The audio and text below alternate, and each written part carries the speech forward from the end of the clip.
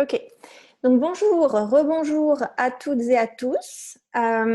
J'ai donc attendu quelques minutes pour faciliter l'accès au webinaire à un petit peu plus de participants. Il se peut qu'on commence avec moins de spectateurs, moins de participants et qu'au fur et à mesure on nous rejoigne.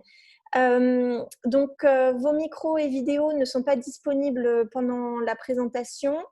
Vous pourrez poser vos questions dans le panneau questions-réponses à tout moment. Et vous pouvez aussi, si vous avez des problèmes techniques, nous avertir par le biais de la conversation, de la boîte de conversation. Donc, cette session est enregistrée et l'enregistrement et la présentation ainsi que les biographies des présentateurs seront disponibles sur la page de l'INE, ine.org. Je tiens à remercier Manon qui s'occupe du sous-titrage en direct. Pour obtenir le sous-titrage, il vous suffit de cliquer sur la petite boîte CC qui est en dessous et qui dit sous-titres. Voilà, donc je vous souhaite la bienvenue. Moi, c'est Emeline Marchois, je suis la facilitatrice de la communauté de langue française de l'INE.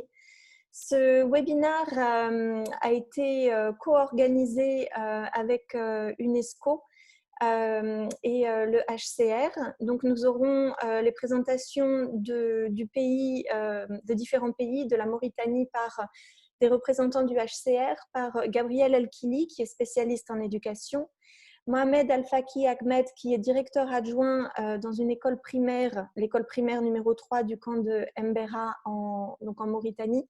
Malheureusement, pour des raisons techniques, Mohamed ne sera pas avec nous en direct, mais on a un enregistrement que l'on pourra écouter ensemble. Et pour la République démocratique du Congo, donc l'équipe de l'UNESCO, avec El Hadji Meissa Diop, spécialiste de programme CAPED et chef par intérim de la section éducation à Kinshasa, et Eric Kemegne, qui est spécialiste éducation en situation d'urgence avec beaucoup d'expérience au niveau des interventions avec l'Ebola et la pandémie de Covid. Et pour terminer, on aura une session de questions et réponses. Andrew, we can go to the next slide.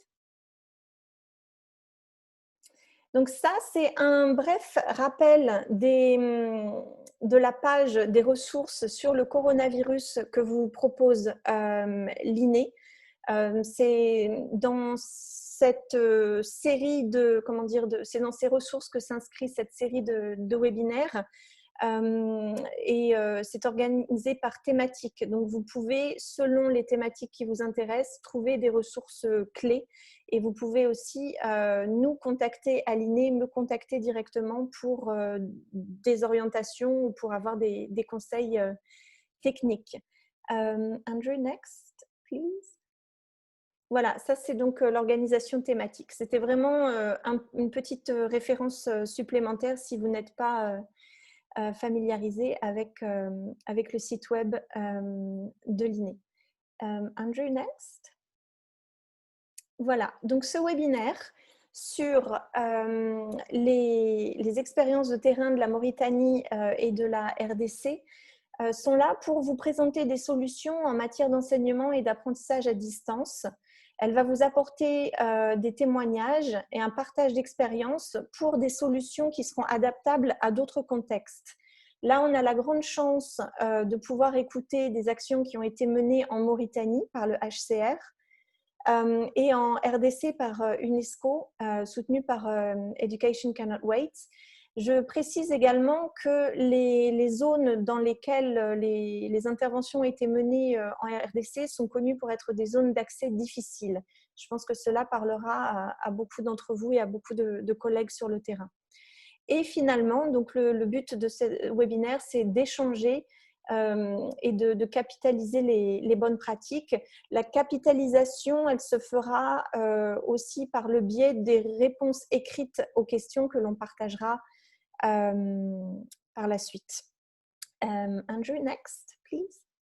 Donc, je vais vous laisser avec Gabriel Elkili du HCR, spécialiste en éducation.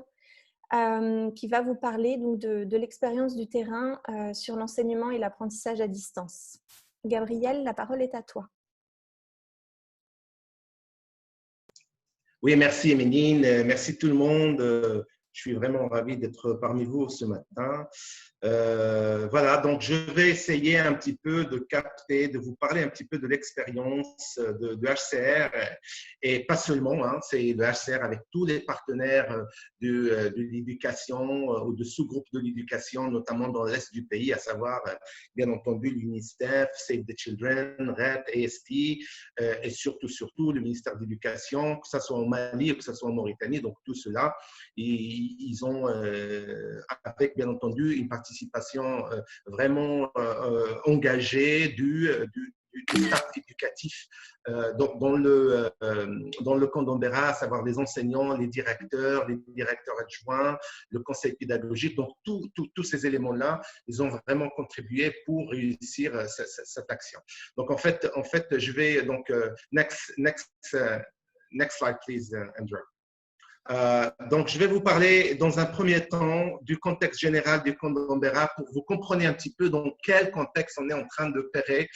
Parce que effectivement, depuis le lancement des réponses, notamment par rapport au Covid-19, on a sincèrement assisté à plusieurs modèles de réponses, à plusieurs parce qu'en fait c'est quelque chose de nouveau pour tout le monde. Mais moi j'avais l'impression qu'on avait toujours sur un plan un petit peu plus upstream, c'est-à-dire sur un plan plutôt guidance, policy, etc. Et on a oublié, la plupart du temps, on a oublié notre région, notamment du Sahel, de l'Afrique subsaharienne, qui a quand même des difficultés et des spécificités bien propres à elle. Donc, on est en Mauritanie, on est dans une situation du Sahel, on est dans une situation du Sahara. Il y a, qui dit ça, dit effectivement qu'il y a une concentration d'environ 61 000 réfugiés dans le camp d'Ambera. Il existe également, bien entendu, une minorité, on va dire, de réfugiés dans les villes, à savoir Nouakchott ou Nouadhibou. En fait, ce qu'il faut retenir dans tout ça, c'est que l'infrastructure du pays, c'est un pays en voie de développement, c'est un pays qui souffre beaucoup du développement, qui souffre beaucoup des aléas, que ce soit des problèmes de développement, des problèmes climatiques. Et donc, l'infrastructure, elle est vraiment rudimentaire. Ici, il y a un grand segment important des jeunes. Et qui dit jeunes, dit effectivement enseignement, dit des défis dans ce sens, qui dit également une région très, très reculée, dit également une infrastructure et un manque c'est-à-dire d'intérêt parfois, j'allais dire même des parents par rapport à l'éducation. On est dans un contexte nomade quand même, hein. On est dans un contexte nomade où l'éducation ne vient pas nécessairement dans un premier plan de priorité. Donc, mais ce qu'il faut retenir, comme je vous ai dit, c'est que bon, voilà, il y a un engagement et un enthousiasme vraiment très, très prononcé des réfugiés eux-mêmes. Et là, en l'occurrence, c'est les enseignants, c'est les directeurs adjoints, c'est la société civile dans le camp et bien entendu le soutien infaillible du gouvernement mauritanien, il faut le dire. Hein. Bien entendu avec un accord avec les autorités maliennes, parce que vous allez voir qu'il y a quand même un petit problème à ce niveau, notamment les curricula, ils sont maliens et la supervision de tout ce qui est qualité de l'éducation, etc., c'est mauritanien. Next slide, please, Andrew. Donc voilà, donc on est dans un contexte vraiment très, très, très low-tech, voire no-tech. Et donc, comme je vous ai dit, on est vraiment dans un contexte très éloigné. On est à 1400 km comment dire, on est à 1400 km de la capitale. Donc déjà, la région dans laquelle on est, elle est vraiment très, très sous-développée. Et on parle des basiques, hein, on ne parle pas des autoroutes, on parle vraiment, par exemple, l'électricité, on parle des routes, on parle des choses qui font, c'est la base de toute éducation digne de ce nom. Tout cela, c'est presque inexistant. Donc, c'est très, très, très… alors, il y a, comme je vous ai dit, un autre problème, à mon sens, très important, c'est que le système éducatif dans le camp, c'est un système éducatif malien qui est basé sur le curriculum malien et les enseignants et le cadre éducatif, le conseil pédagogique, il est malien. Mais par contre, l'évaluation, le suivi et la qualité de l'éducation, ça c'est entre les mains des ministères de l'éducation mauritaniens. Et en fait, les deux ministères, avec l'appui, bien entendu, du HCR, on a pu quand même créer ce qu'on appelle une structure tripartite là où les deux ministères, plus le HCR, plus l'UNICEF, on a cet espace de discussion, d'essayer un petit peu de résoudre les problèmes, notamment par exemple le statut des enseignants, par exemple les examens, par exemple les curricula, etc., etc. Il y a un autre problème de masse, j'allais dire un problème crucial par rapport à l'éducation générale, la qualité de l'éducation, c'est qu'il y a une faible capacité du personnel. Seulement 25% du personnel éducatif, il est qualifié dans le camp. Donc, on a vraiment des défis. Et l'autre aspect lié à l'éducation à distance, c'est que je le nomme éducation à distance parce qu'il y a la partie enseignement et la partie apprentissage. Donc, tout cela, c'est éducation. Donc, l'éducation à distance, parce qu'il n'y a pas une expertise. Qui parle de l'éducation à distance parle d'une expertise. On ne peut pas faire une éducation à distance sans expertise. On doit au moins avoir quelques bases. Et ça n'existe pas. Hein. Malheureusement, ça n'existe pas. On a essayé de mettre, vous allez voir, les premières bases de cette éducation à distance. La coordination entre les membres du groupe de travail fait quand même face à quelques défis. Comme vous le savez, dans toute la sous-région, hein, il y a des problèmes de coordination et l'ACR, notamment l'UNICEF, avec les autres partenaires, on a bien entendu un sous-groupe d'éducation ici. Le lead, il est le HCR et l'UNICEF, et donc on essaie de travailler ensemble pour résoudre plusieurs problèmes à travers le sous-groupe d'éducation. Donc, l'éducation, malheureusement, n'est pas toujours une priorité pour les parents. Et ça, parce que comme vous le savez très, très bien, l'éducation à distance, il est basé essentiellement sur un autre principe, un autre concept qui s'appelle l'éducation à la maison, homeschooling. Et donc, si on n'a pas l'intérêt des parents, si les parents ils sont illettrés, si l'infrastructure n'est pas là, donc il y a un problème. Et donc, c'est pour ça on essaye. Donc, la Mauritanie en général n'est pas un pays qui attire beaucoup les donneurs, et moins encore la problématique de réfugiés, malheureusement. Et donc, ça crée également. Donc, tout cela, c'est des défis. Enfin, je vous donne un petit peu la grande vision, un petit peu de comment s'inscrit la mise en place du dispositif de l'éducation à distance en Mauritanie pour mieux comprendre. Next, please.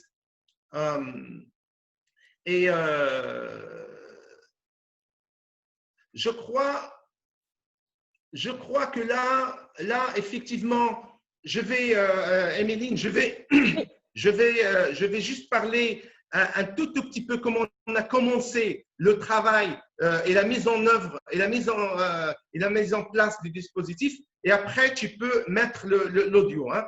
Donc, dans un premier temps déjà, le HCR, avec tous les autres partenaires, notamment l'UNICEF, on a travaillé beaucoup avec le ministère de l'Éducation pour mettre en place, au niveau des politiques, pour mettre en place un programme national de réponse. Parce que n'oubliez pas que la question des réfugiés en Mauritanie, elle est quand même périphérique. Il est périphérique dans le sens où il y a un seul camp qui est à l'extrême du pays et que, bon, voilà. Donc déjà, pour nous, on a travaillé beaucoup sur les politiques, on a travaillé beaucoup sur l'advocacy pour que les réfugiés soient inscrits dans la réponse nationale par rapport à ce Covid. Et pas seulement parce qu'il y a également le GPE qui est venu avec de l'argent. Donc, il fallait vraiment accompagner tout ça avec un plaidoyer pour les réfugiés, etc. Et on est arrivé quand même à le faire. Donc, on a travaillé sur cette question-là. On a également travaillé sur le plan national et le plan régional de réponse par rapport au Covid et on a inscrit les réfugiés également dans ce plan-là. Et à cet égard, on a développé un plan d'action national, comme je vous ai dit, mais aussi un plan pour le secteur de l'éducation avec l'ensemble des acteurs dans le camp d'Ambera.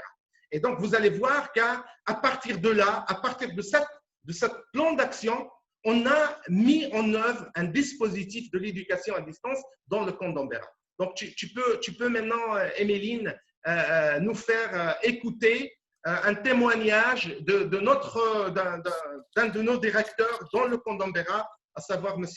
Mohamed Faqih. Voilà. S'il te plaît.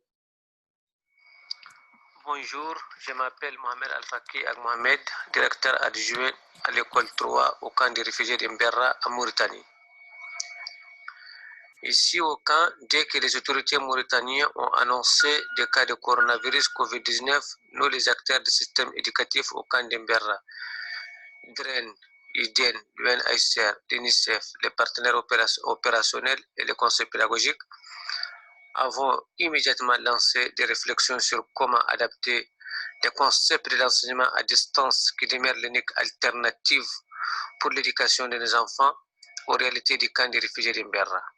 Vite fait, nous avons réparti notre opération en deux phases, la phase préparatoire et la phase d'exécution.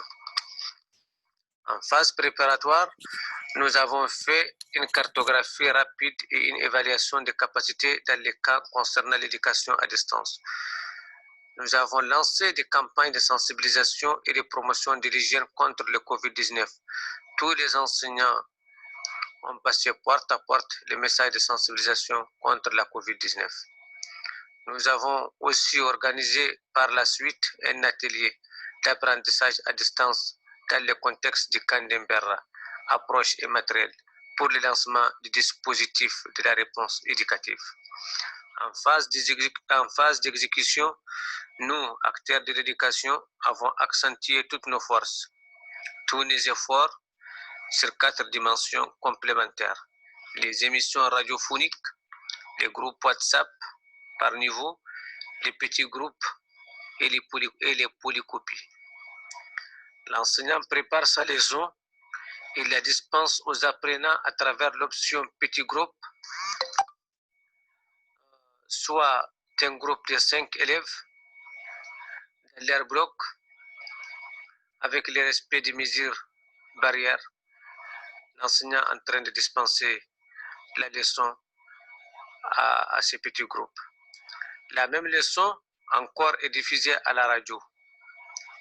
Elle est transférée dans des groupes WhatsApp où presque une grande partie des élèves de sa classe sont membres. Et ensuite, la leçon est multipliée en plusieurs copies et dispatchée entre les différents élèves. Enfin, pour permettre à ces 4 dimensions d'être utiles et d'avoir un résultat, un impact positif, un système de suivi permanent a été mis en place. Ce suivi est piloté par les DREN via l'IDEN avec les conseils pédagogiques et les partenaires de l'école. Je vous remercie. Voilà, donc ça c'était le témoignage de notre collègue. Donc ça c'était le témoignage, effectivement. Ouais. Donc ça c'était le témoignage de notre collègue, le directeur adjoint. C'est quelqu'un vraiment de très très actif. Il est également chargé de communication dans le camp d'Ambera. Il est vraiment très. J'ai jamais vu moi une personne comme M. Mohamed Faqih qui est vraiment très engagé, etc. Bon, alors je voudrais juste revenir peut-être sur un point qui est très important. Le point où moi j'ai fait, donc on a organisé effectivement l'atelier. C'est moi qui l'a animé avec l'IDEN, donc le ministère de l'Éducation.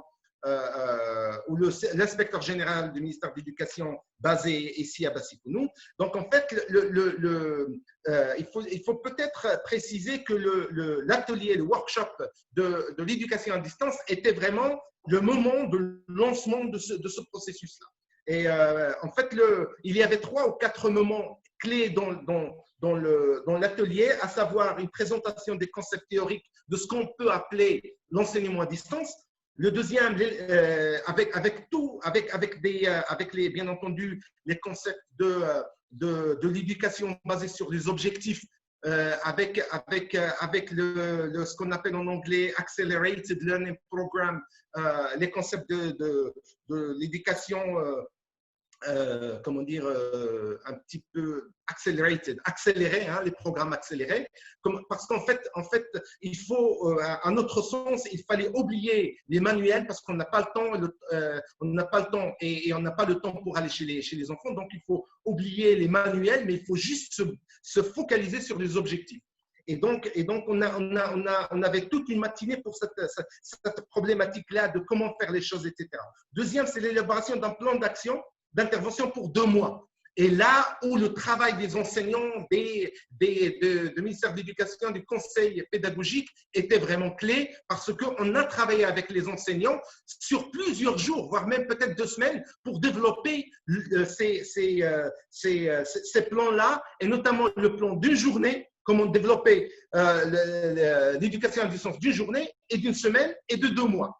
Hein? Donc ça, c'était le développement d'une méthodologie, c'est-à-dire là maintenant qu'on a les outils, etc., comment on va le faire? Et c'est là où, comment il a expliqué monsieur Faqih, comment on a fait les quatre piliers, comment ils se sont un petit peu complémentés, etc., etc. Et finalement, on a, sur la base, on a eu quand même l'accord du CNED. Je ne sais pas si vous connaissez le CNED, mais le CNED, c'est le système éducatif d'apprentissage à distance de la France. Donc, on a eu quand même le OK et depuis ici, je remercie infiniment le CNED pour son soutien. Donc, ils nous ont donné la possibilité d'utiliser le matériel, au moins le matériel qu'on pouvait imprimer et l'utiliser. Donc, on a travaillé avec les enseignants, on a sélectionné le matériel extrascolaire pour qu'ils viennent également en appui à ce dispositif. Donc, voilà un petit peu les grandes lignes et comment on a fait l'atelier. Si vous avez besoin d'autres informations ou plus d'informations ou des PowerPoint, n'hésitez pas, on sera là pour vous les envoyer. Alors maintenant par rapport à ce qu'on peut appeler les enseignants tirés, je crois que ce qu'on a appris de cette réflexion, de ce processus, c'est que l'éducation à distance est un concept qui doit être adapté aux situations.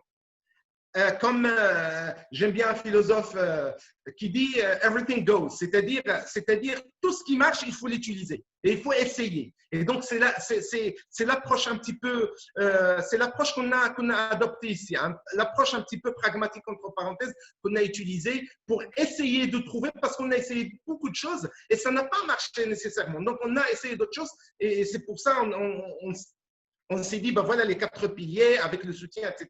Ça peut être. Donc, l'éducation à distance, ce n'est pas nécessairement le ICT Education.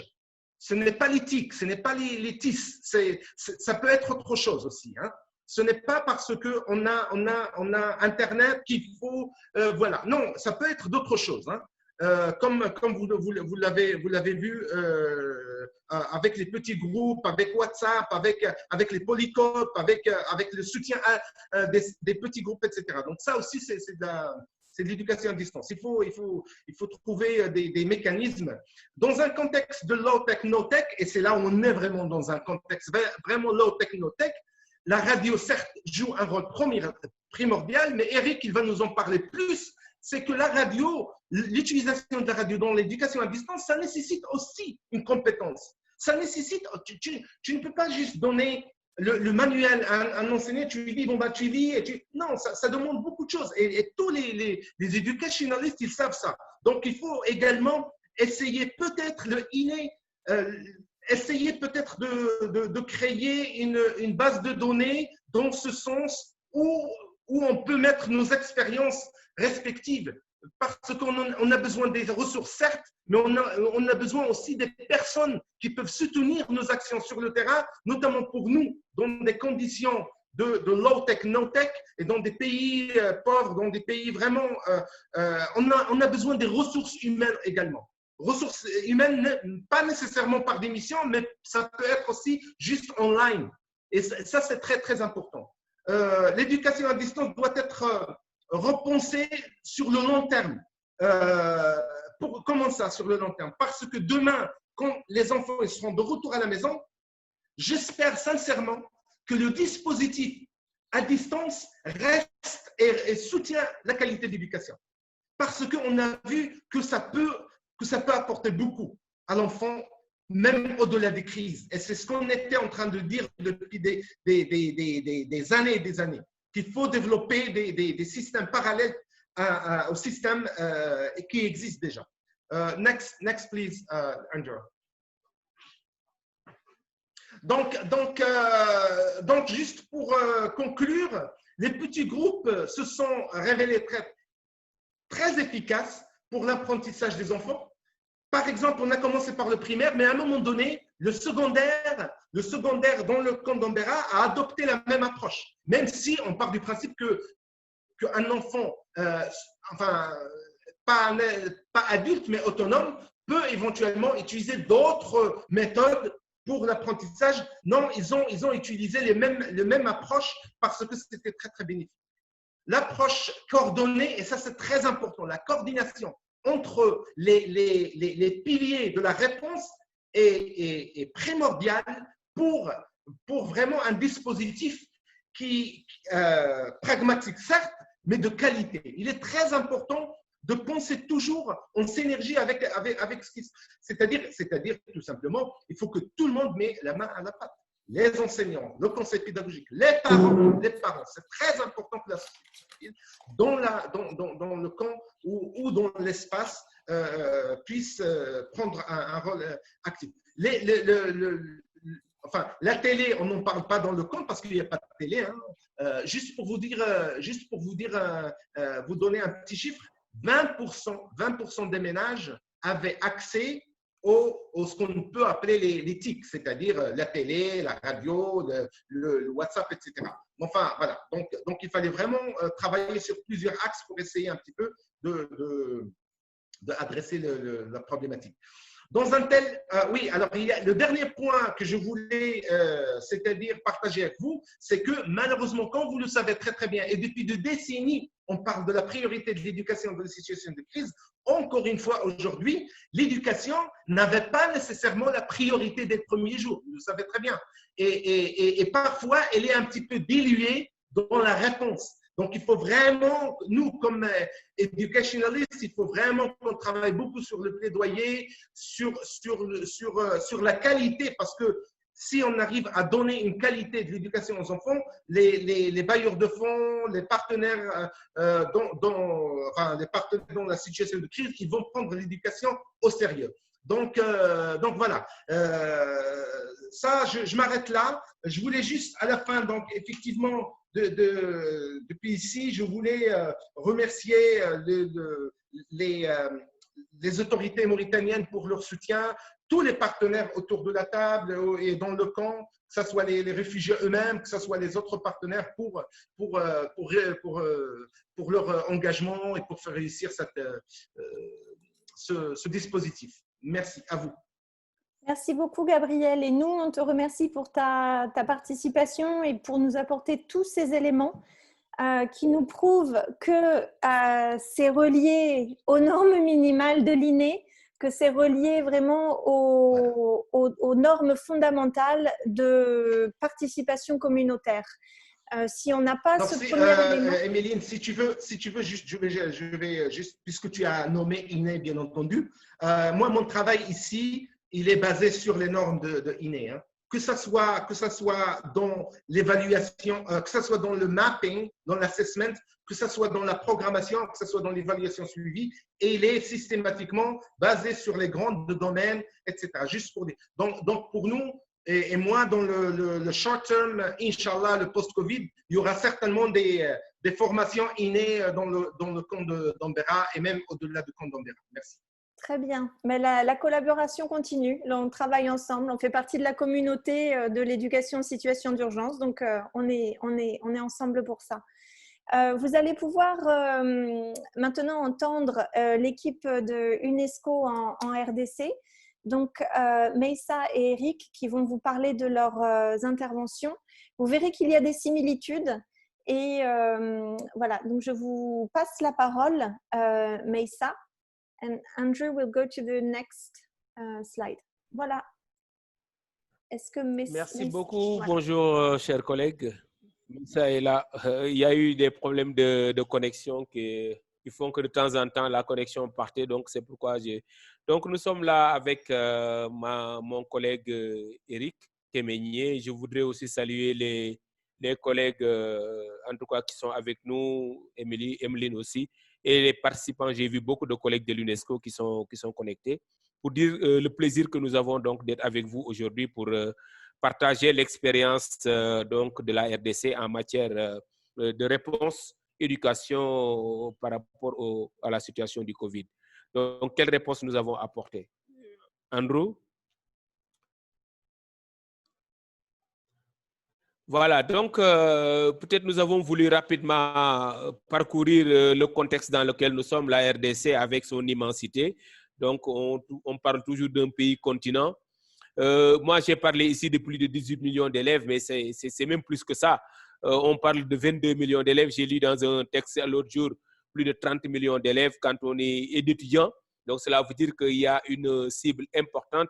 Et quand il y a les écoles et les universités ont fermé le 19 mars, donc il y a eu une rupture dans la fourniture de l'offre d'éducation au bénéfice des enfants congolais. Et pour apporter une réponse, le ministère donc a élaboré, d'abord le pays a élaboré un plan multisectoriel comme beaucoup de pays, mais le secteur de l'éducation a élaboré un plan de réponse éducation. Et ce plan de réponse est appuyé par différents partenaires,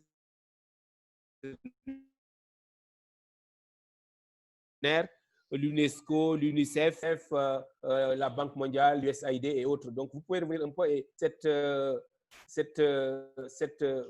Andrew, vous pouvez revenir un peu, c'est important, ce slide que vous avez dépassé, pour dire que donc, parmi tous les choix, Andrew, on peut revenir? Voilà, donc il y a eu une expérimentation de solutions diverses sur différents domaines, la télévision, la radio, l'Internet, les plateformes numériques, mais l'UNESCO a fait le choix de faire un focus sur l'utilisation des radios communautaires. Donc, pour assurer la continuité pédagogique en faveur de plus de 4 millions d'enfants. Voilà.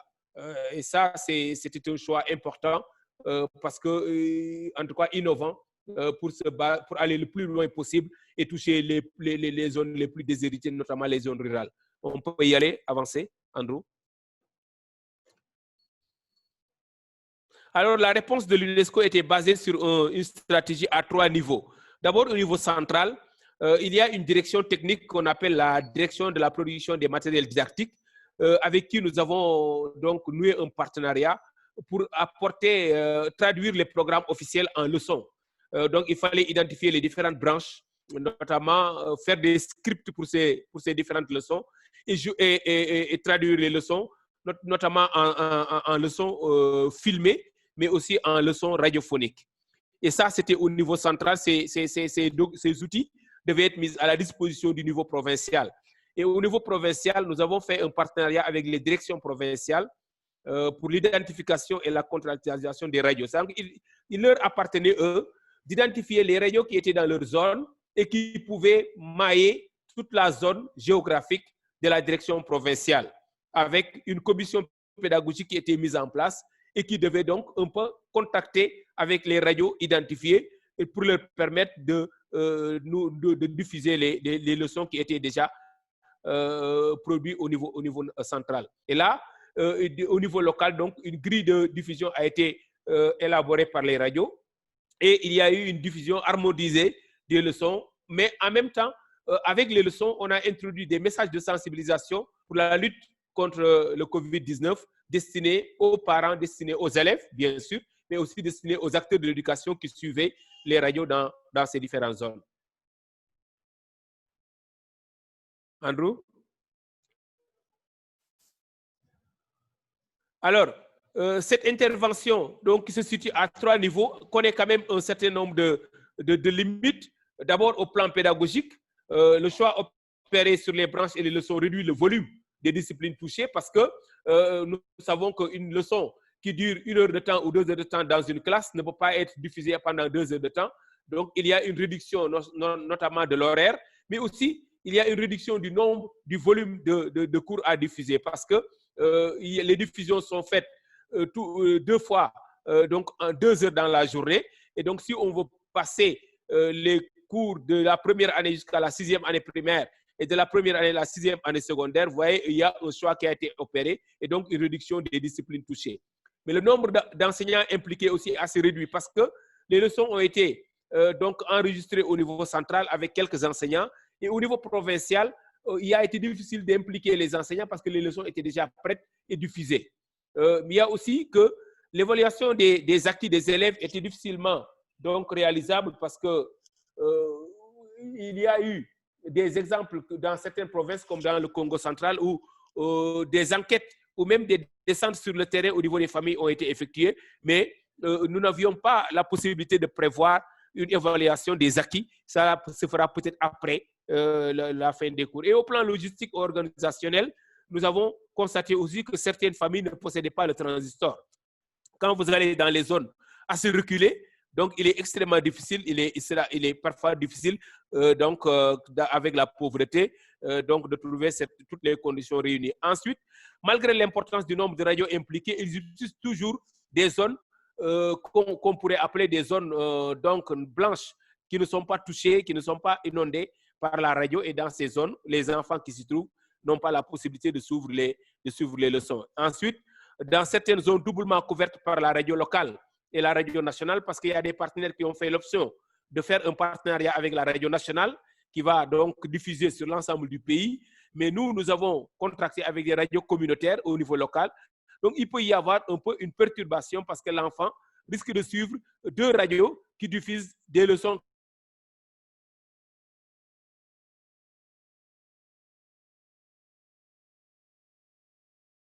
quelquefois différentes, et donc ça peut créer des perturbations. Et c'est les limites au niveau pédagogique et au plan stratégique et logistique. Alors, par rapport, maintenant, nous avons noté beaucoup d'avantages par rapport à l'intervention. Au plan pédagogique, d'abord, il y a une conformité avec les programmes pédagogiques en vigueur parce que la direction chargée des programmes est chargée de traduire les leçons, et donc il traduit les leçons qui sont dans le programme officiel. Le renforcement des capacités des acteurs est assuré à tous les niveaux. C'est-à-dire que donc, au niveau central, au niveau provincial et au niveau local, même des acteurs qui sont des radios communautaires ont vu leur capacité renforcée par rapport à la diffusion de programmes qui n'étaient pas dans leur dynamique.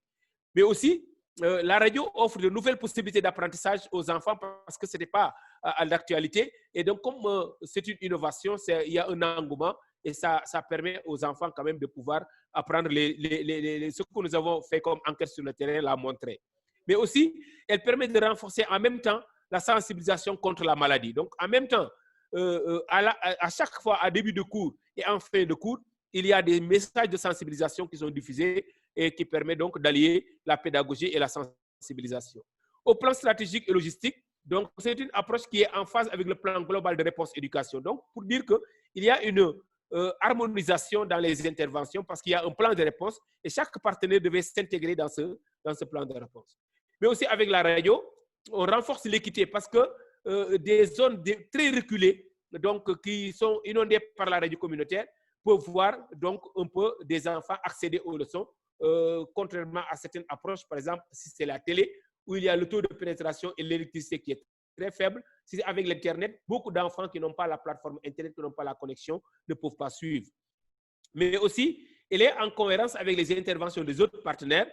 Et nous avons constaté qu'avec plus de 150 radios communautaires, donc parce que nous avons ici cumulé 2 interventions. L'intervention du programme CAP-ED, donc qui a financé 2 provinces, mais aussi que nous avons mutualisé avec le financement de ICW, ce qui nous a permis, avec l'UNESCO, de toucher 4 provinces avec environ 4 millions d'enfants. Mais aussi, c'est une intervention qui connaît peu de contraintes budgétaires. Au-delà de l'atelier, donc de transformation, de traduction des programmes en leçons, il n'y a que la contractualisation avec les radios et le suivi qui est financé, ce qui fait que donc la contrainte budgétaire n'était pas très, très élevée. On peut y aller, Andrew, avancer.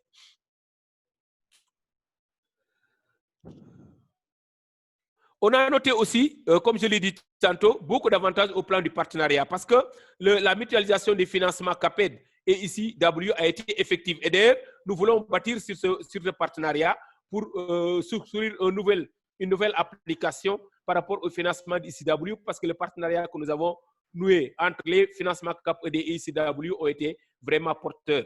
Et ensuite, la collaboration avec les autres acteurs et partenaires est effective.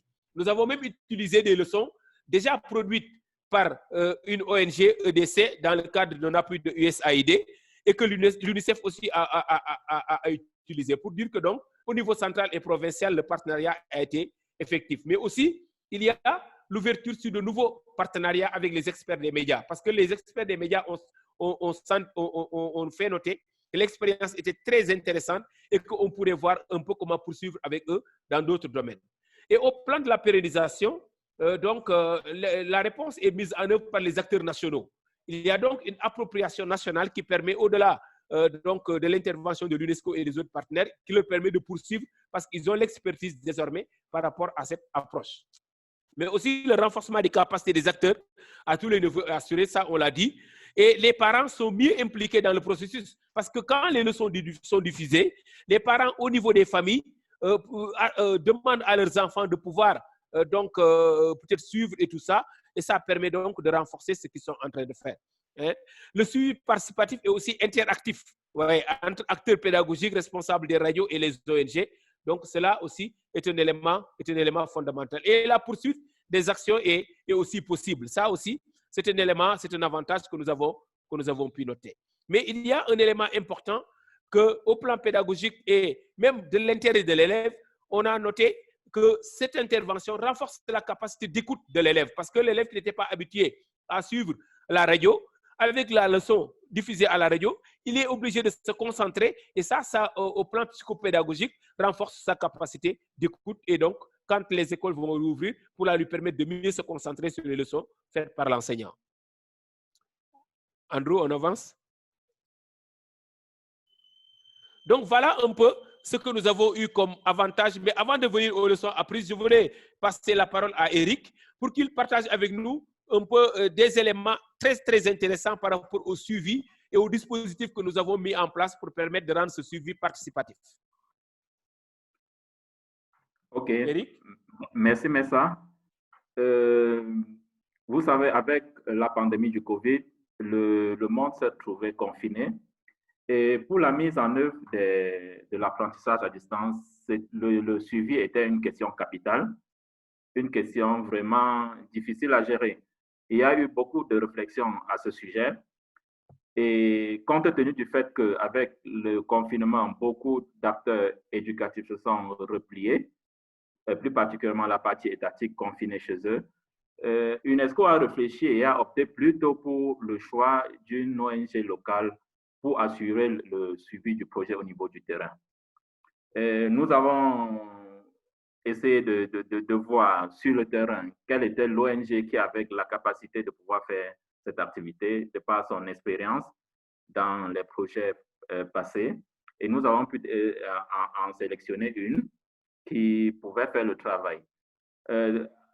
Tout d'abord, dès le départ, avec le travail qui a été fait avec le ministère de l'Éducation au niveau central, le ministère a conçu des fiches de suivi du projet que nous avons mis à la disposition de l'ONG en question pour faire le suivi du projet. Comment ça se passe concrètement?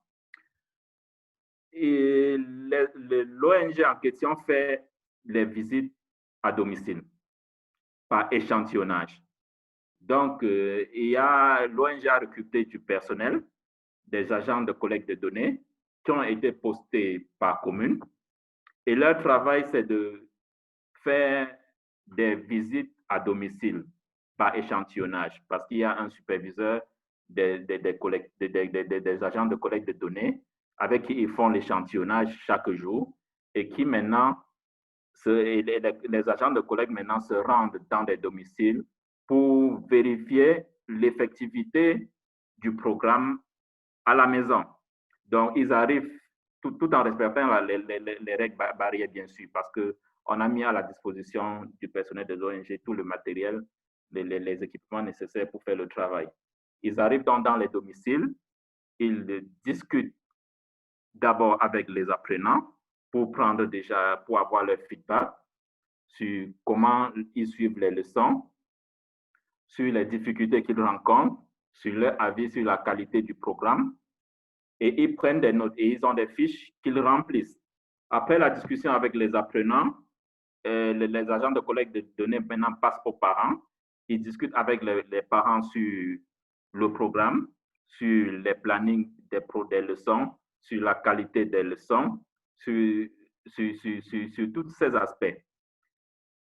Maintenant, une fois que cela est fait maintenant, les fiches de collecte de données sont remplies. L'ONG en question fait une analyse des données collectées. Et maintenant, mensuellement, à la fin de chaque mois, l'ONG se retrouve avec UNESCO, le ministère, et pour faire la restitution de l'analyse des données collectées au courant du mois. Et maintenant, sur la base de cette restitution, les parties prenantes, c'est-à-dire UNESCO, le ministère, ainsi que les responsables de l'ONG, formulent des recommandations pour améliorer l'enseignement à distance, pour améliorer le programme d'enseignement à distance. Et les recommandations peuvent aller soit à l'encontre des responsables des radios partenaires, si c'est des questions liées à la diffusion, soit à l'encontre des responsables pédagogiques du ministère, si c'est des questions concernant les contenus des leçons. Donc voilà en gros, de façon ramassée, comment le système de suivi que UNESCO a pu mettre en place dans le cadre de l'enseignement à distance en RDC. Merci beaucoup, Eric. Ouais, c'était pas évident au départ, et ça, il faut l'avouer. Mais c'est parce que dans le contexte de confinement, on s'est demandé mais comment on devait avoir le feedback de la diffusion des radios et de la participation des élèves et même du suivi des parents. Donc, c'est un peu dans un brainstorming et dans la réflexion que nous avons dit, mais il était important de voir comment impliquer la société civile, en tout cas les acteurs et les partenaires, dans le processus. Et c'est comme ça que nous avons pu contracter avec l'ONG Caritas pour donc nous permettre d'avoir ce feedback. Et c'est des dispositifs qui peuvent être pérennisés. D'ailleurs, c'est ce qui nous a permis d'identifier un certain nombre de leçons apprises, notamment 4 éléments. Pour nous, ce que nous avons expérimenté peut être une porte, n'est-ce pas, pour une plus grande utilisation des TIC dans les procédés d'apprentissage. Parce que nous avons toujours parlé de l'utilisation des TIC à l'école, mais je crois que le dispositif mis en place et tout ce qui l'accompagne peut être vraiment exploité pour mieux renforcer l'utilisation des technologies à l'école. Ensuite, dans les zones non suffisamment touchées par la télévision, l'Internet, la radio, surtout les radios communautaires, constituent des partenaires de taille. Parce que pour nous, l'enseignement par la radio, qui était une expérience ancienne ici en RDC, certains l'ont évoqué, donc peut être saisi, même après la période de la pandémie, pour aider à ce que donc, on puisse renforcer pédagogiquement ce qui est fait par les enseignants. Il y a aussi que l'utilisation de la radio constitue une grosse opportunité pour la mobilisation des parents et des familles autour de l'éducation. Si on peut aider à certaines familles pauvres qui est le transistor, le moment de l'apprentissage par la radio peut être un moment où le parent, avec son enfant, donc, il peut l'aider pour un peu suivre et donc mobiliser les parents autour, plus encore pour l'éducation de leurs enfants. Et enfin, elle peut ouvrir donc des portes pour l'éducation des parents. Nous savons que l'ODD4 prône, n'est-ce pas, l'éducation, donc l'apprentissage tout au long de la vie. Et je crois que c'est vrai que les parents ont quelquefois des difficultés pour aller s'asseoir sur des bancs d'une école, mais avec la radio, en tout cas nous, avec l'expérience de l'alphabétisation, on l'avait, on peut aussi passer par la radio pour un peu aider les parents à apprendre, mais aussi à apprendre à leurs enfants. Donc voilà un peu pour nous des pistes que nous pouvons inscrire dans des réflexions pour un peu tirer profit de ce qui a été fait durant la pandémie pour renforcer un peu l'éducation et la qualité et même la participation dans nos pays. Voilà un peu, Emeline, chers collègues. Merci Eric, merci chers collègues, ce que nous avions préparé et nous sommes prêts à vos questions. Merci. Parfait, merci beaucoup Eric et Meissa. Vraiment des exemples concrets que vous avez pu partager, qui sont là en complément de ce que Gabriel a pu nous proposer. Donc c'était vraiment voilà, très bon de présenter tous ces points et de guider les participants, les auditeurs vers des solutions. Donc un énorme merci à tous les trois. On va maintenant passer à la partie questions. Andrew, if we can put the next slide. Et moi, je vais aller dans mon document. Si vous avez d'autres questions, mettez-les dans les questions-réponses. Au niveau du traitement des questions, on verra si on a le temps de toutes les aborder. Donnez-moi un instant. Donc, pour commencer, nous avons eu beaucoup de questions de la part d'un collègue qui s'appelle José, qui est en RDC. Excusez-moi. Il aurait voulu savoir, donc il s'adressait à Gabriel, quelles précautions prendre vis-à-vis des enfants des degrés maternels, primaires et secondaires, hormis les finalistes qui ne sont pas bénéficiaires de l'apprentissage à distance. Et comment les élèves des degrés d'études vont passer de promotion. Donc, est-ce qu'ils vont pouvoir passer le certificat final? Est-ce qu'ils vont pouvoir passer à la classe supérieure? Et comment surmonter les difficultés d'enseignement à distance vu la situation de Covid dans les milieux où les techniques de l'information et de la communication sont presque inexistantes? Donc, je pense que pour la dernière question sur comment surmonter, on y a peut-être déjà répondu. Donc, je répète les deux premières. Quelles précautions prendre vis-à-vis des enfants des degrés maternels, primaires et secondaires, hormis les finalistes qui ne sont pas bénéficiaires de l'apprentissage à distance? Et comment les élèves des degrés d'études qui sont en finalisation de cycle vont-ils passer au niveau supérieur? Donc, j'adresse la question à Gabriel. Si les collègues Eric et Meissa veulent compléter, vous pourrez aussi. Oui, alors, donc merci José, merci pour toutes ces questions pertinentes, effectivement. Effectivement, par rapport à cette… il est vrai qu'il faut dire peut-être les choses comme ils sont. Hein, et je crois que c'est le même cas partout dans le monde. C'est que le focus, c'est-à-dire la focalisation et les efforts, j'allais dire, la plus grande partie des efforts de la réponse était destinée aux enfants qui vont passer les examens. Ça, il ne faut pas se leurrer, c'est comme ça. J'ai parlé avec pas mal des collègues dans le Sahel. Les efforts, ils étaient pour la classe du 6e, le brevet et le bac, dans un premier temps, bien entendu. Alors le primaire et les classes entre les deux, bon ben voilà. Mais l'effort principal était par rapport à ces enfants, voire même pour la réponse, par exemple, en Mauritanie, par rapport parce que en Mauritanie, il y a quand même un dispositif de la télé, de la radio et Internet éventuellement, qui vise essentiellement les enfants qui passent. Alors, par rapport aux enfants, je reviens là à la question, c'est que tout le temps, depuis mars, on a travaillé main dans la main avec les collègues qui travaillent dans la protection et dans la santé pour la sensibilisation. Donc, on a utilisé les plateformes éducatives, c'est-à-dire les écoles, c'est-à-dire la société civile, ce qu'on appelle school communities, etc., pour justement promouvoir et sensibiliser tout autour de la question de Covid et comment c'est-à-dire se prémunir par rapport à ce. Et inclus pour les petits-enfants.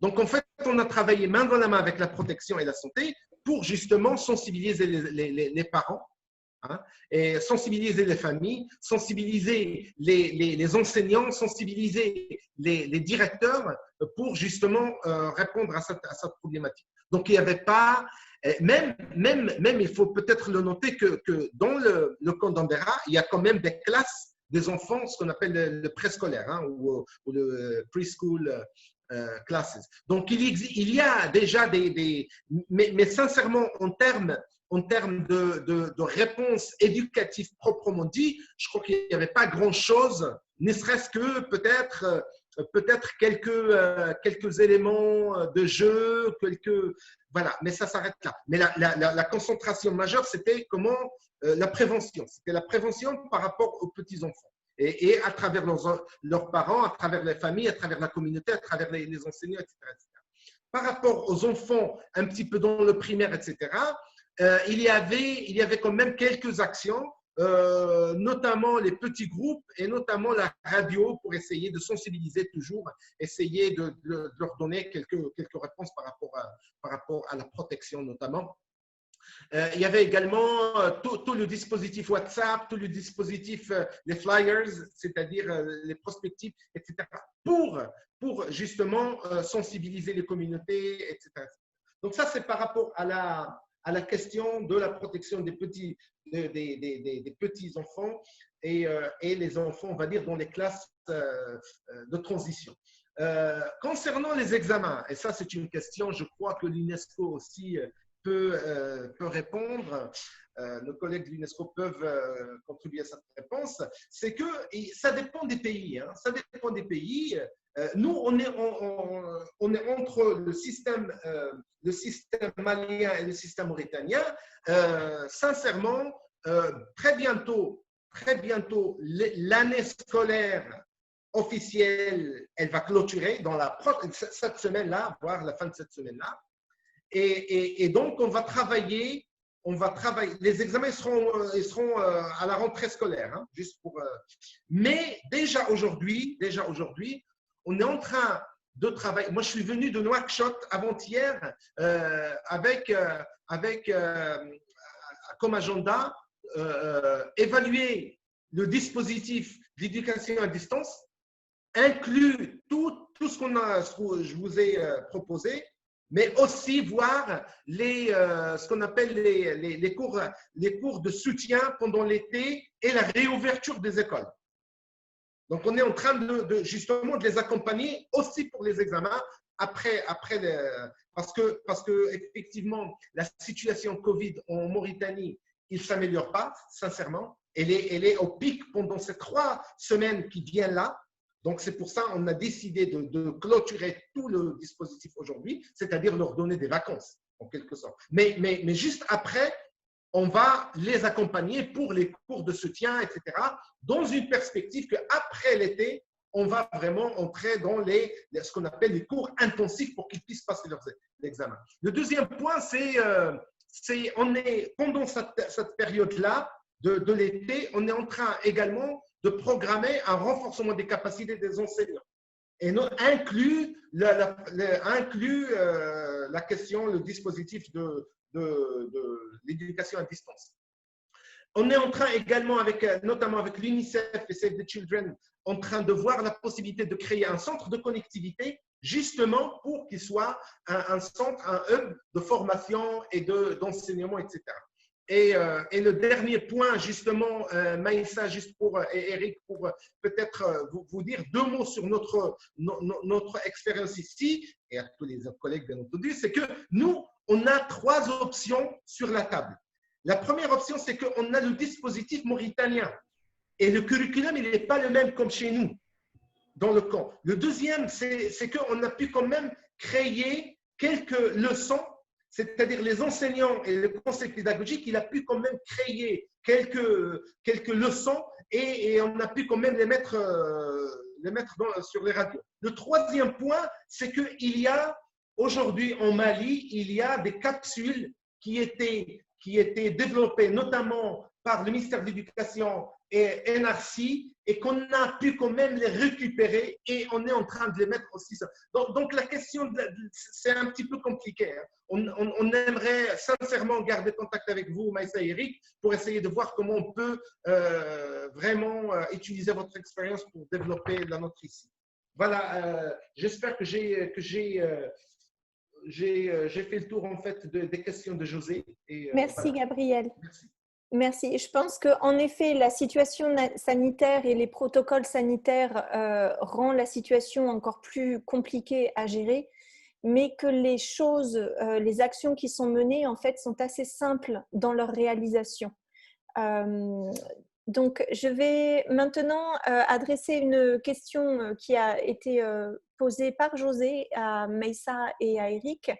Il voudrait savoir quel est le niveau de précaution qui peut être pris dans le contexte des provinces de la RDC qui ne sont pas touchées par Covid-19, mais que faute de l'état d'urgence qui frappe la RDC, ces zones se retrouvent dans l'inertie pédagogique totale. Donc, comment est-ce que ça rentre dans votre comment dire, dans votre agenda aussi, Maïssa et Eric, dans la région dans laquelle vous êtes? Donc, je vous adresse la question. Dites-moi si vous voulez que je la répète. Merci. Non, c'est bon. Merci beaucoup. Merci, José. Non, c'est pour dire que, donc, pour embrayer sur ce que disait mon ami Gabriel, il faut dire que quand même, nous sommes dans un contexte inédit. Des ruptures pédagogiques, il y en avait dans le cadre de crise, dans le cadre de conflits et autres. Mais au moment où le monde entier s'arrête, non seulement il n'y a pas d'école, mais les gens sont obligés de rester chez eux. Vous voyez, donc c'est comme si il y a une rupture totale de l'offre d'éducation, mais aussi il y a une rupture de l'offre d'encadrement. Il ne peut pas y avoir de collaboration. Donc ça, c'est une situation inédite et qui a surpris tout le monde. Et du coup, donc chacun a cherché à s'adapter, à trouver des solutions. C'est pourquoi les premiers réflexes étaient de voir comment aider à assurer la continuité pédagogique. Comment faire en sorte que ces enfants, ces millions d'enfants qui se sont retrouvés du jour au lendemain coupés du monde de l'éducation, comment faire en sorte qu'ils retrouvent au moins une éducation, la continuité des cours. Donc, dans un premier temps, mais après, c'est là où on réfléchit sur comment faire en sorte que ces enfants-là puissent ne pas aller à une année blanche, puis qu'ils puissent donc faire leurs examens. Et c'est ça, c'est le deuxième niveau de réflexion qui est arrivé et qui a permis de trouver quelques solutions. D'ailleurs, c'est ce qui nous a permis, nous, UNESCO, ici en RDC, compte tenu des moyens aussi, de nous focaliser sur les classes terminales. Ce qu'on appelle ici les classes terminales, c'est-à-dire la 6e année primaire et la 6e année secondaire, parce que ce sont ces classes qui étaient, dans un premier temps, confrontées dans les médias aux examens. Et dans ce contexte, les cours qui ont été développés donc, devaient leur permettre de faire des révisions, mais aussi de faire éventuellement des acquisitions pour pouvoir se préparer déjà à l'ouverture des écoles et donc aux examens. Maintenant, ce que José demande, c'est par rapport aux zones non touchées. Parce qu'en RDC aujourd'hui, nous avons sur les 26 provinces, 11 provinces touchées par la pandémie. Et comme c'est une zone assez vaste, c'est un pays assez vaste où il y a des provinces peuvent vivre en îlot sans même être contaminées. Il y a donc un certain nombre de 15 provinces qui ne sont pas touchées. Mais il y a eu que différents partenaires sont intervenus. L'UNESCO est intervenu sur les radios communautaires. Donc, au niveau de la province de Congo central, de Kinshasa, de Lubumbashi et du Nord Kivu. Mais l'UNICEF et l'USAID aussi sont intervenus dans certaines... L'UNICEF a contracté, par exemple, avec la radio nationale et la radio Okapi. Cela veut dire que donc, même dans les zones non touchées par les pandémies, les cours sont diffusés et les enfants peuvent suivre. Donc, c'est un peu pour dire que le gouvernement a tenté avec des plateformes, donc, parce que quand la pandémie a eu lieu avec cette rupture, les premiers réflexes sont allés vers l'Internet. Les premiers réflexes sont allés vers la télévision. Mais on s'est rendu compte qu'en RDC, le taux de pénétration de l'Internet est très faible, même pas 20%. la télévision, dans beaucoup de zones rurales, n'existait pas à cause de l'absence d'électricité. Donc, il fallait réfléchir pour régler la question de l'équité, donc à un outil qui était plus accessible, c'était la radio. Certains ont pensé pour la radio nationale et l'UNESCO a pensé pour les radios communautaires qui étaient plus proches des milieux et qui surtout plus proches des milieux défavorisés. Mais maintenant, par rapport à tout cela, il est important de réfléchir à la réouverture des écoles, et l'UNESCO a aussi, dans le cadre de ICW, un certain nombre d'actions pour la réouverture des écoles. Mais il est important, c'est pourquoi le ministre de l'EPST ici a tenu à ce qu'il y ait au moins, après la réouverture, au moins 2 à 3 semaines de cours et même 1 mois avant que les enfants ne puissent aller aux examens. C'était un peu pour régler la question de l'équité, parce qu'il y a des enfants, malgré tout, malgré toutes les interventions, qui n'ont pas pu accéder, par exemple, à ces cours, malheureusement. Et donc, du coup, si on devait les faire passer directement à l'examen, ça allait créer une inéquité et qui donc devait nuire à leurs intérêts. Voilà un peu quelques éléments que je veux ajouter et peut-être Eric pourra ajouter d'autres choses. Très bien, Meissa. Est-ce qu'Eric a quelque chose à rajouter? Parce que là, on parle donc de l'équité au niveau des zones qui sont touchées par la pandémie, des zones qui ne sont pas touchées par la pandémie, mais des zones qui sont difficiles d'accès, des zones qui ont des complexités différentes au-delà de la crise sanitaire. Et on a aussi des participants qui nous ont posé des questions par rapport au genre et à l'équité au niveau du genre. Donc, est-ce qu'Eric a quelque chose à ajouter? Et après, je vous pose les questions. Merci, Emeline.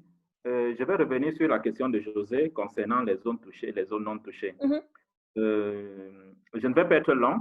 Il est juste important de rappeler à José que la mission de l'UNESCO, comme bon nombre d'autres partenaires étatiques, nous sommes là pour appuyer l'action de l'État. Et l'État est le garant, est le responsable de l'éducation de la population en RDC. Donc, la décision de ne pas ouvrir les écoles dans les zones non touchées, c'est une décision de l'État. Et nous travaillons pour appuyer l'État. Donc, l'UNESCO, en tant qu'organisation, ne peut pas prendre cette responsabilité. Donc, c'est important que José comprenne cela. Nous accompagnons l'État. Quand, ensemble, avec l'État, on va trouver peut-être que les conditions sont réunies pour qu'on puisse réouvrir les écoles dans les zones non touchées, peut-être, et cela sera fait. Donc, ça, c'est ce que je peux dire pour ce qui est de la question de José. Très bien. Je vous remercie, Eric. Je vais donc vous adresser, en fait, ce sont 2 participants. Il y avait une question qui venait de Jolie Massika et l'autre question, je suis désolée, je n'ai pas répertorié le nom de la personne, je m'en excuse.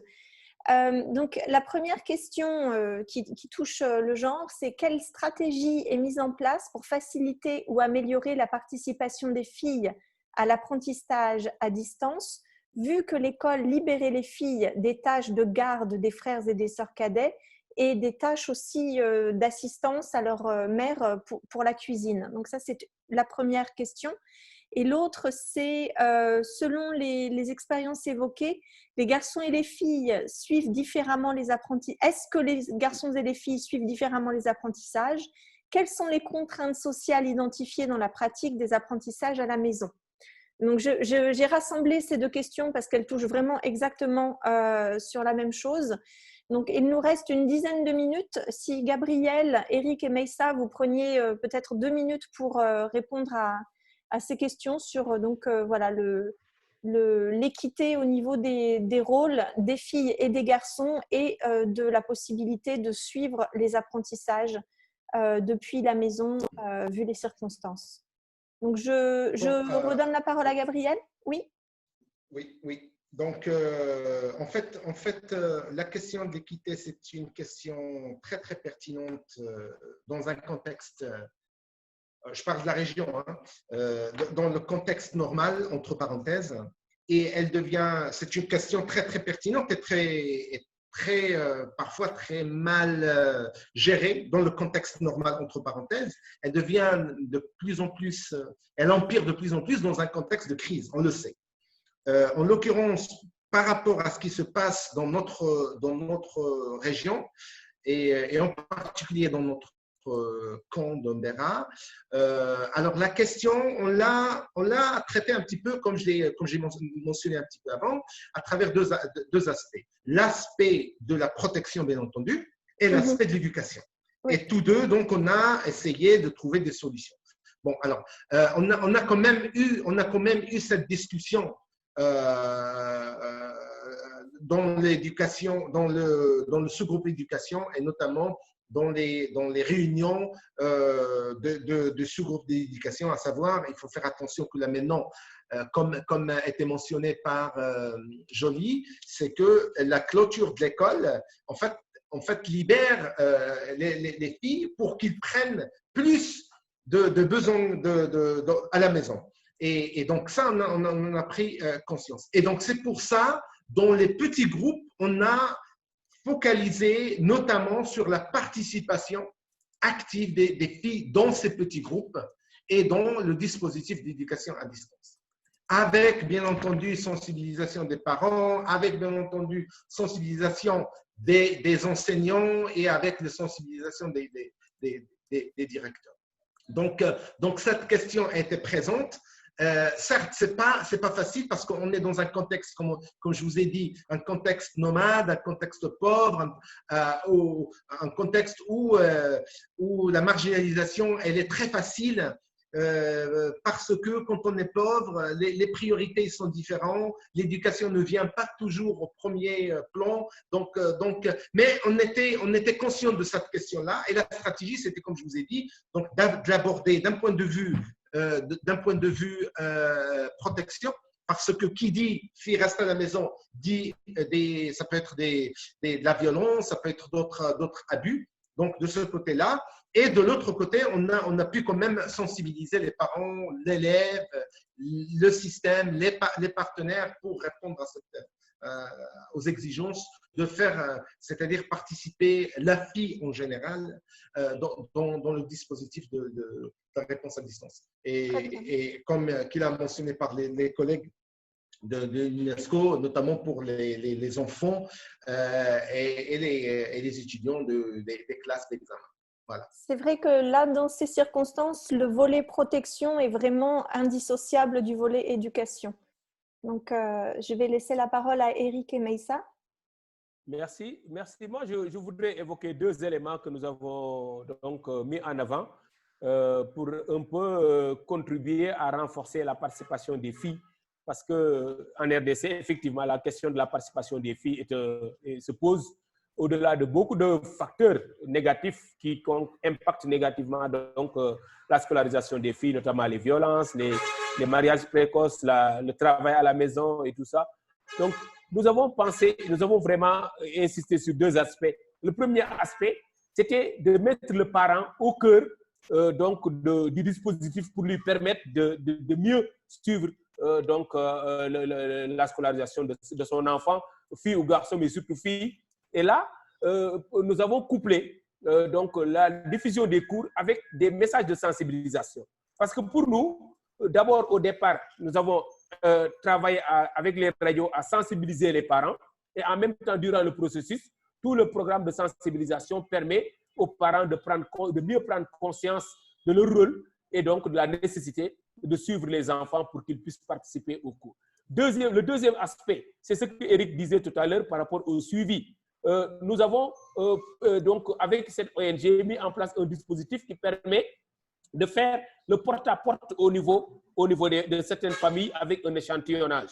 Et ça permet d'insister davantage en identifiant par exemple le nombre d'enfants qui ont suivi les cours. Ça, nous avons reçu un feedback par exemple du terrain du Congo central où une vidéo nous a été envoyée avec des acteurs terrain qui allaient dans les maisons et qui ont échangé avec des filles et pour leur demander comment elles ont perçu le cours. Et cela a été diffusé pour permettre donc aux parents de pouvoir mieux prendre conscience de la nécessité d'insister sur la scolarisation des filles. Voilà un peu les deux aspects que nous avons mis en place pour aider à ce qu'il y ait davantage de la présence à l'esprit pour les parents d'insister sur la scolarisation des filles. Très bien, merci. Est-ce qu'Éric veut compléter? Okay. Oui, je vais compléter. Comme Messa l'a si bien souligné, UNESCO a beaucoup plus misé sur la continuité de la sensibilisation. C'est la raison pour laquelle, pendant les visites à domicile pour le suivi du projet du programme d'enseignement à distance, les agents de collecte de données sont censés accorder une attention particulière à cette question. Donc, il est question pour eux, quand ils arrivent dans un domicile, de discuter avec les enfants filles de comment est-ce qu'ils suivent le programme, quels sont les obstacles qui les empêchent de pouvoir suivre le programme, et surtout également de renforcer leur confiance, de leur faire comprendre pourquoi c'est important qu'elles étudient, et aussi ils discutent également avec les parents pour leur faire comprendre l'importance de l'éducation de la jeune fille. Parce qu'éduquer une jeune fille ne consiste pas juste de l'inscrire à l'école. Il est question que le parent comprenne que le garçon et la fille doivent avoir les mêmes chances. Et pour avoir les mêmes chances, il est question que le garçon et la fille étudient et non que le garçon étudie pendant que la fille est en train de faire les tâches ménagères. Donc, le parent peut repartir les tâches ménagères entre filles et garçons. Ils terminent tous, ils étudient ensemble. Et ce n'est que dans ces conditions que le garçon et que le parent aura donné les mêmes chances au garçon et à la fille. Donc, ça, c'est le genre de message que les agents de collecte des données essayent de donner aux parents quand ils font également les visites à domicile. Ça concourt à renforcer l'équité entre garçons et filles dans l'éducation à distance. Donc, voilà ce que je peux dire pour cette question. Très bien, merci Éric. Il nous reste 6 minutes, donc je vais vous proposer une dernière question et elle s'adresse à tous. Et je m'excuse encore, j'ai mal recopié la question, je n'ai pas le nom de la personne. Quelle est l'expérience, pardon, non, ça s'adresse à UNESCO, à Éric et à Messa plus particulièrement. Quelle est l'expérience de l'UNESCO dans l'utilisation de cahiers d'exercices produits par le gouvernement de la RDC? Est-ce que vous avez continué avec ces cahiers-là pendant l'exercice de continuité pédagogique?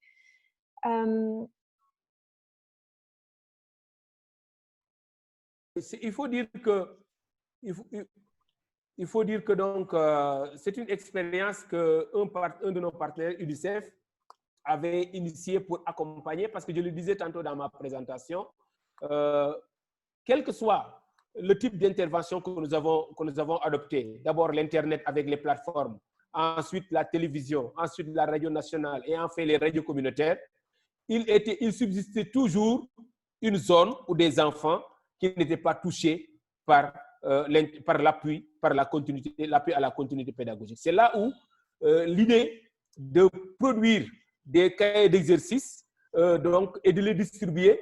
Nous, dans le cadre de ICW, du financement ICW, cette perspective avait été envisagée. Mais malheureusement, elle a été envisagée tardivement alors que nous avions déjà planifié notre intervention. Et comme on le dit, les projets ont une durée limitée, ont un financement limité et ont un espace d'intervention limité. Donc, à partir de ce moment, nous n'avions pas prévu de produire parce que le budget qui devait être consacré à ça était trop important et ne nous permettait pas de pouvoir le couvrir.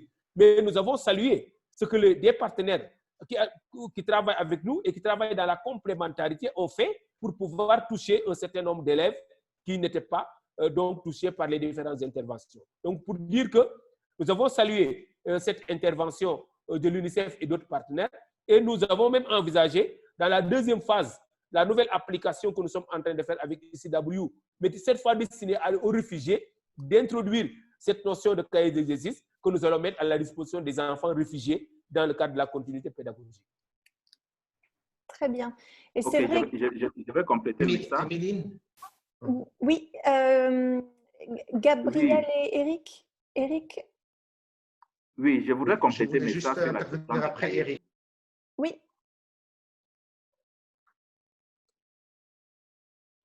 Je t'en prie, Éric. Éric, vas-y. Oui.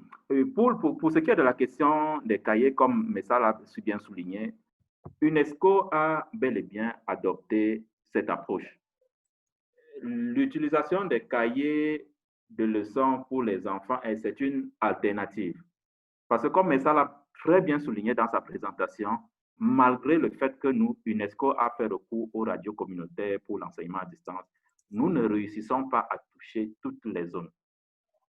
Et c'est à ce niveau exactement que les cahiers, que les livrets vont intervenir.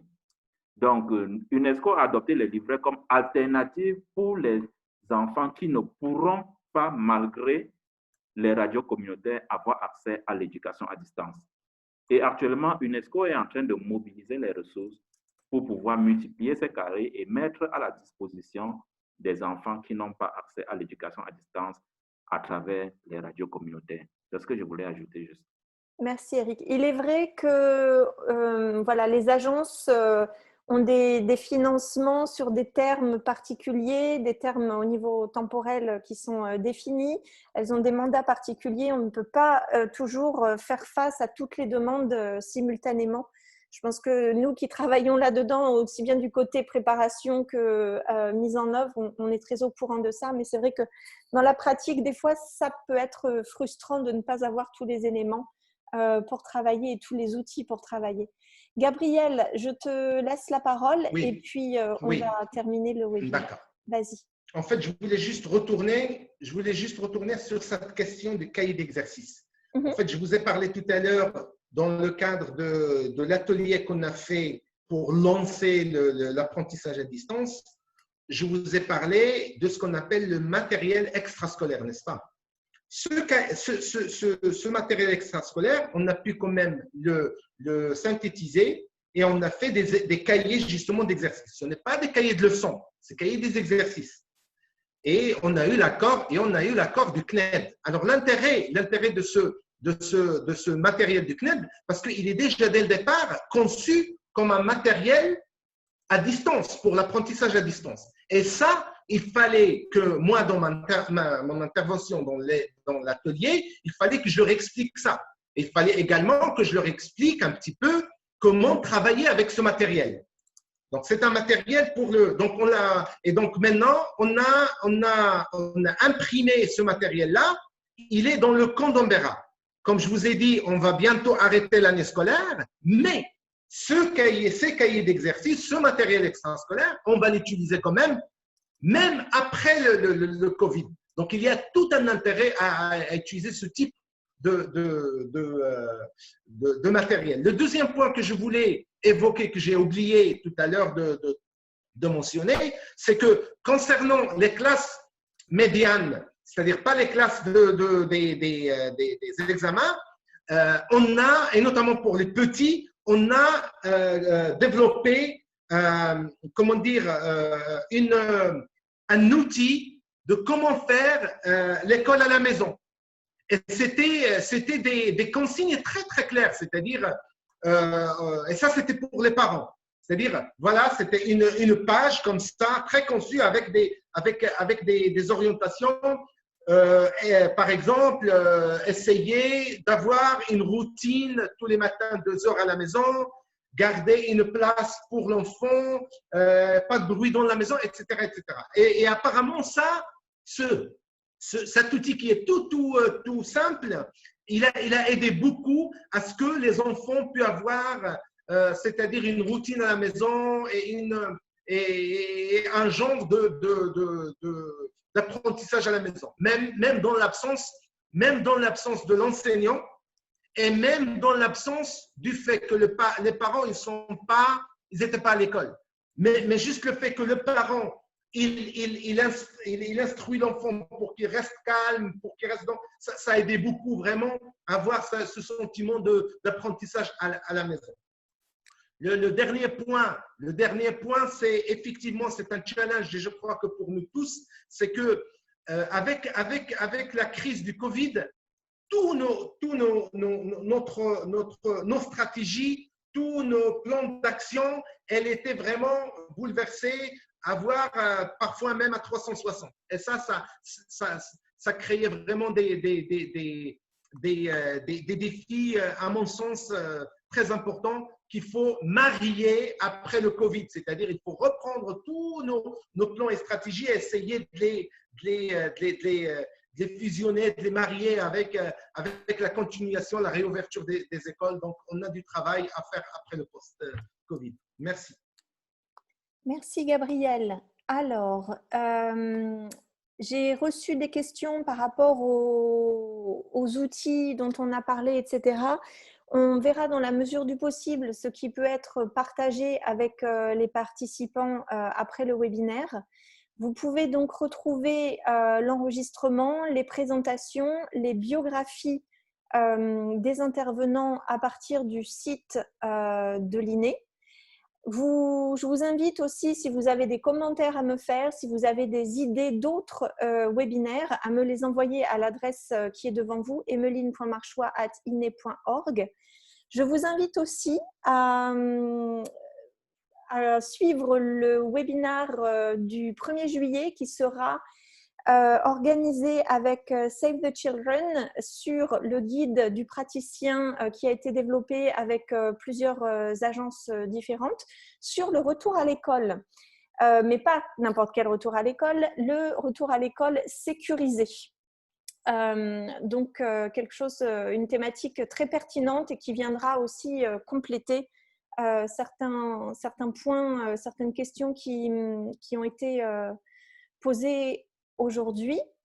Ça se termine donc. Je vous remercie toutes et tous d'avoir participé et n'hésitez pas à rester en contact. On est là pour se soutenir et on est là pour apprendre les uns avec les autres. Donc, vous savez où nous trouver sur l'INE. Ce sera avec plaisir. Merci beaucoup Gabriel, merci beaucoup Eric, merci beaucoup Meissa et par personne interposée, merci beaucoup à Mohamed. Portez-vous bien et je vous dis à bientôt. Au revoir. Merci à tous et à toutes. Merci à tout le monde. Merci beaucoup. Merci à tout le monde. Merci. Merci Emeline, merci beaucoup pour le coaching surtout. Bonjour Elisabeth et Myriam. Merci Gabriel. Merci beaucoup. Merci. Gabriel. Merci Maïssa et Eric, on reste en contact. Hein. Gabriel, j'attends mon lait de chameau. Oui, t'en fais pas. Par DHL bientôt. Hein. Voilà. On garde en contact. Merci.